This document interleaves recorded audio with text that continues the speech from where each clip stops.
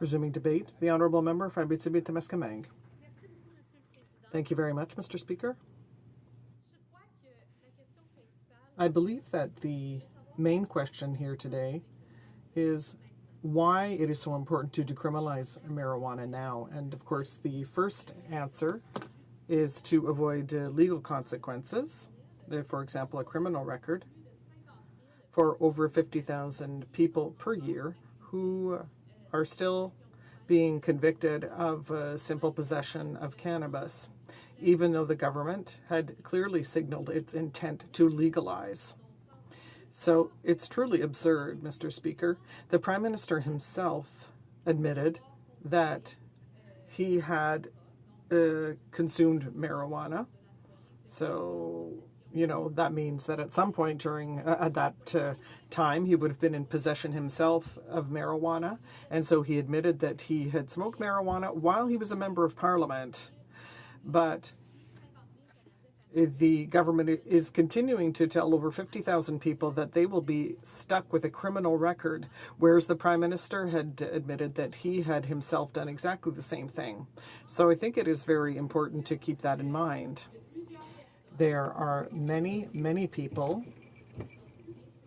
who have acknowledged publicly that they had consumed marijuana at some point in their lives, but they were lucky enough simply not to have been caught at the time. But there are thousands of people who do continue to be caught and who are suffering the consequences. So it's really a question of imbalance, or really of bad luck, because as to whether you receive a criminal record or not. I think we also have to be aware of the fact that this is something that is fairly frequent. So there are many people who are likely to be exposed to legal consequences. If we look at Abitibi-Témiscamingue, if we look at 2008 statistics, 1 out of 8 people, so 12% of the population over 15, consumed cannabis during that year. Out of these consumers, 1 out of 3 used it less than once a month. 1 out of 4 had it every 1 to 3 months, and a majority of consumers, 6 out of 10, consumed marijuana more than once a week during that 12-month period. So if you put this in concrete terms, it means that every day when I travel around my riding, because of the number of people I meet, it's pretty sure that I meet up with someone who illegally possessed a substance because of the lack of action of successive governments in changing the law. That's a large number of people, and I think it's important that we stop pretending that these people don't face a criminal record or legal consequences. I think it's also important to stop backlogging the justice system with cases that are simply a public health issue than a criminal issue. When you consume cannabis for personal purposes, that is more a health decision than a crime-related decision. Now, we've often heard the government state that decriminalizing marijuana would mean that the money would continue to be in the hands of criminals. We heard that argument frequently, but I think that doesn't make all that much sense if you consider that any enterprise, legal or not, faces questions of supply and demand and price. The reason why criminal groups grow marijuana and sell it is because there's money to be made. Unfortunately, that's their main motive. When it becomes less interesting to do so, they will leave the market. And the reason why it's interesting for them is they assume the risk, and they're selling these substances at prices that do not reflect the cost of production at all. But if it's decriminalized, if someone uses marijuana for personal uses, they will probably grow their own plants for their own personal consumption. Now, in a press article from 2014 on medical marijuana, which is still useful, there'd been an interview with the wife of a man who was consuming marijuana for medical purposes, and she grows some illegally. She knows it's illegal, but it's either you do nothing or you suffer. She figures that it costs her about 5 cents a gram. The black market price is about $10 a gram, according to information I got from the Sûreté du Québec. So it's quite clear that if marijuana is decriminalized and prices remain that high, most people will opt to grow their own plants for their own personal consumption, and eventually the black market will no longer be profitable because people will choose to grow what they consume, depending on the prices. Plus, if you choose to grow your own, you can have better control over what you put in there in terms of fertilizer or what have you. So there may be a lower concentration of THC because you won't be seeking to grow the strongest product possible, but simply one that meets your needs. So there'll be a reduction in chemical fertilizers and end up in the plants that are sold on the black market. So by decriminalizing, saying that that leads to sending money to criminals, that's nonsense, because I think that a vast majority of people who do consume marijuana regularly, who would no longer face possible criminal charges if they grow it themselves, will simply decide to do just that, grow their own plants, limiting access to their children and so on, but grow it themselves and no longer deal with organized crime. And if there is a significant drop in demand because people are growing their own, well, the black market will no longer be profitable, and slowly criminals will stop engaging in the contraband of that product because it's no longer a profitable venture. When you're talking about growing a plant yourself, one has to understand that this isn't like alcohol. In the case of alcohol, it was important to have a lot of controls because the risks for health with homemade moonshine were very high. In the case of a plant, if you grow it yourself, the risk is far, far lower. The consequences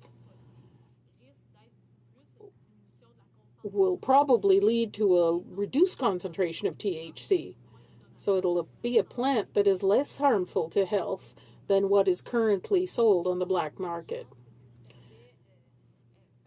So I think it's fallacious to say that decriminalizing marijuana will continue to send money into the hands of criminals, because in the contrary, it would allow people to grow their own for their own purposes.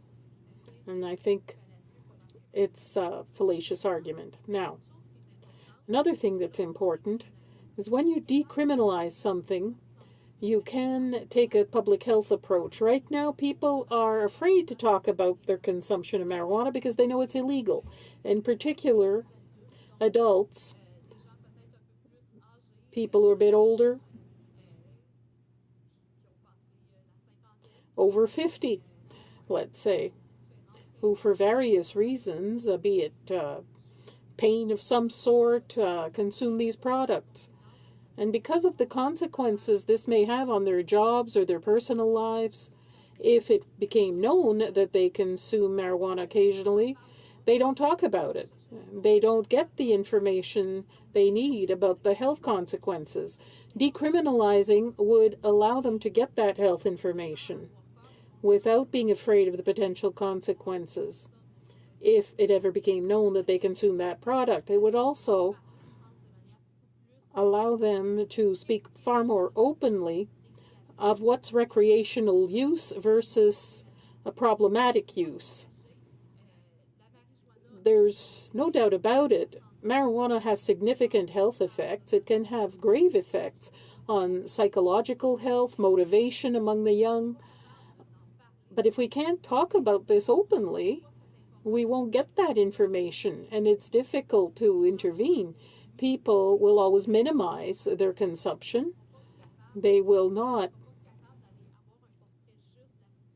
give us a fair picture of the situation. Even in surveys about marijuana consumption, there are people who lie because they're afraid that that data can be obtained by a third party and have consequences for them. So a lot of people lie about their consumption because of the potential consequences, and that's why they don't get medical assistance when necessary.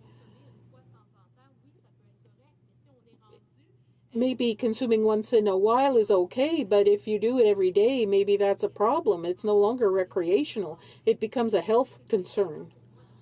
So it's important to change that dynamic, that approach to marijuana, switch from a criminal approach to a public health approach. We can compare this to alcohol. If you have one or two drinks a couple of times a week, that's not a big problem. But if you have to drink every day, or if you have to drink an awful lot every time you do drink, that's a problem. And then you do need help. So being able to talk about responsible consumption, knowing what's dangerous for your health and what isn't, that must be done in a context where there's no criminalization. Otherwise, there are people who will not talk about it because of the fear of the consequences. The older you get, the more significant those consequences can be for your job, for your family, and you may end up hiding and not getting the information or help you need, depending on your situation. Now, when it comes to decriminalizing, that would enable us to get answers that we don't have right now. For instance, consequences of long-term use on health.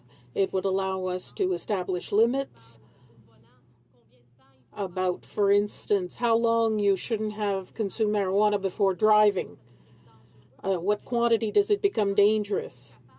If people can't even talk about their consumption without being afraid of consequences and legal consequences, we'll never get that information. And that information is essential.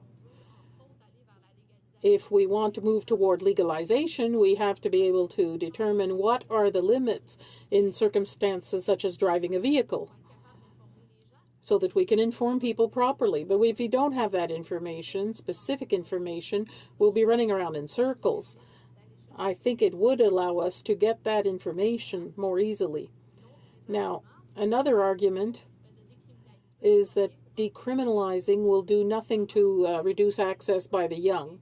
That's not true at all. Right now, if someone consumes marijuana in a park, a police officer has no choice but to undertake all the panoply of legal consequences, such as criminal charges. This is going to go over a long time, legal proceedings, appearances in court, etc.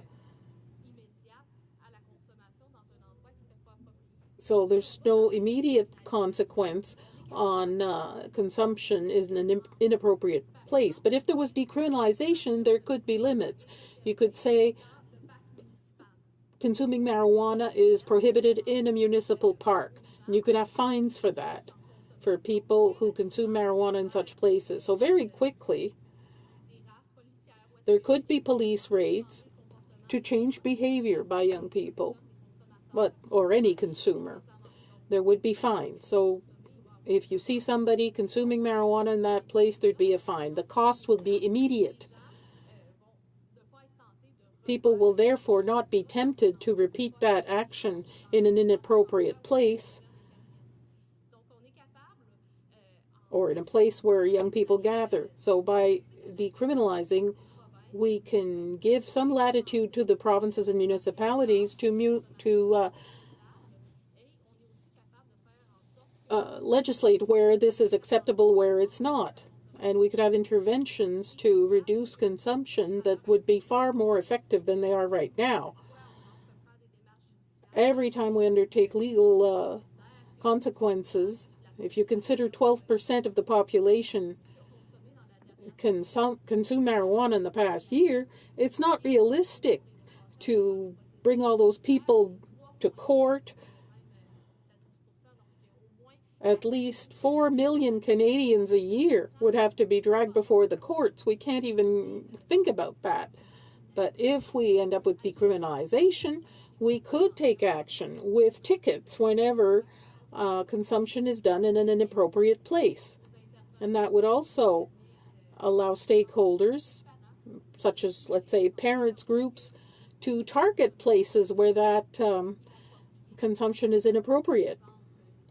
So schoolyards, parks, various places frequented by young people or the surrounding neighborhood. So it would give some latitude to the municipalities to ensure that consumption is done in places that are not frequented by the young. It could have a positive impact in reducing access, whereas right now it's impossible to regulate something that is supposed to be illegal in the first place. The problem is that by continuing to maintain simple possession as illegal, the product is supposed to be illegal, so you can't do anything else. When it comes to schools, if you catch someone possessing marijuana, you have to start a young offenders trial, call the police. But if you find a young person in a decriminalized context caught in school with marijuana, you can ask them to destroy the substance. You can have a far better intervention, try to understand the reasons why that young person is consuming drugs, rather than take a criminal approach. And you could also use a public health approach. Maybe there are psychological problems that can be aided, but by refusing to decriminalize, we're sticking our head in the sand and depriving ourselves of tools that may allow us to do something adequate. I think it's very important to remind members that the consumption of marijuana shouldn't be made something completely innocuous. It can have consequences for health. I do recognize that, especially if it's used very regularly. It can harm motivation of the young, their psychological health. It has effects on blood pressure, on the ECG. I do acknowledge that. And that's why, because of the risks for health, because of the prohibition approach that just isn't working, I think it's important to decriminalize marijuana now.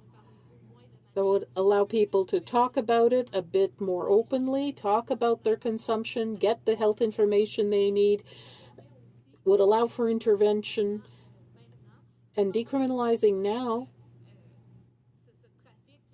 would take that trafficking out of the hands of criminals, because as soon as you decriminalize, people who consume marijuana regularly will discover that it's far easier to produce what they consume themselves, grow it themselves, and have control over their product.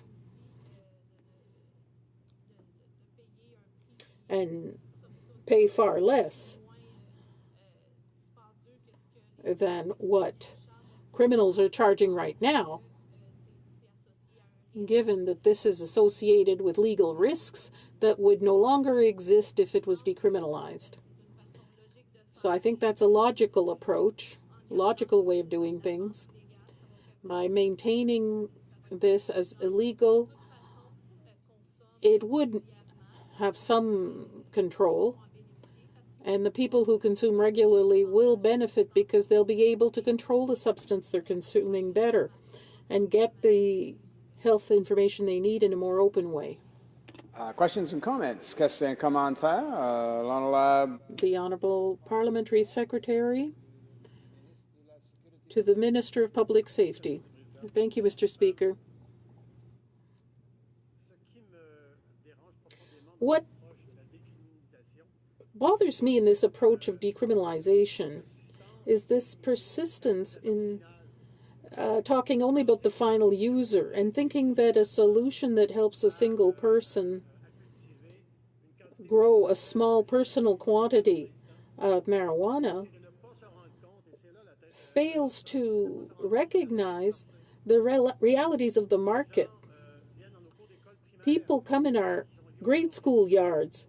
They're related to criminal gangs, and they offer these products to our children.